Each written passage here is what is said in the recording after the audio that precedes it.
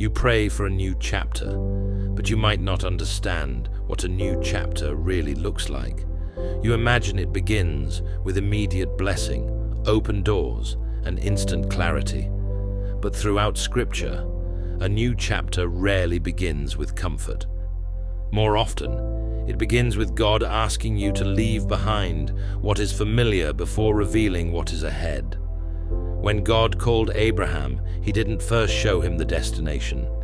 He simply said, "Go from your country to the land that I will show you." Faith required movement before understanding. In the same way, your new chapter will often begin with obedience before explanation. This is one of the first truths you must understand. A new chapter is not merely a change in your circumstances, it is a change in your trust. God is less interested in changing where you are than he is in changing your heart. The Israelites experienced this firsthand. God delivered them from Egypt in a single night, but it took years to remove Egypt from them. Their greatest obstacle wasn't Pharaoh anymore. It was the mindset they carried into the wilderness. You may be praying for a new season, but if your thinking remains the same, you'll struggle to walk in what God is leading you into. New chapters require renewed minds. A new chapter also requires you to let go. Forget the former things. Do not dwell on the past. See, I am doing a new thing. Notice that God announces something new immediately after telling his people to stop living in what was. You cannot fully embrace what God is doing while clinging to what is already finished. That means letting go of old habits. It means releasing painful memories. It even means walking away from relationships that no longer align with where God is taking you. Every new chapter requires something old to end. That can be uncomfortable because endings often feel like loss. But in God's kingdom, endings birth new beginnings.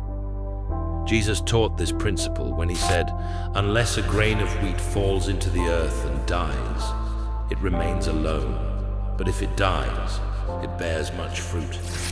Before you experience fruitfulness, there must be surrender. Before you experience growth, there must be sacrifice.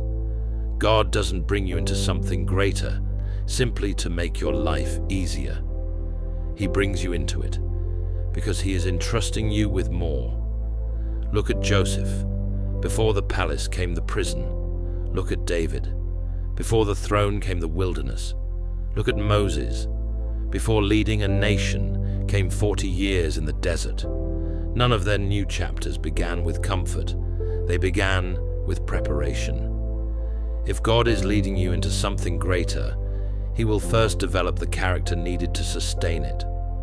One who is faithful in very little is also faithful in much.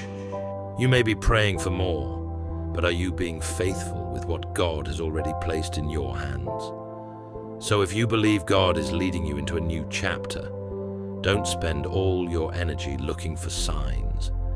Instead, become the kind of person who can steward what you're praying for. Renew your mind. Release your past. Remain faithful where you are. And trust that the God who began this new work in you will be faithful to complete it.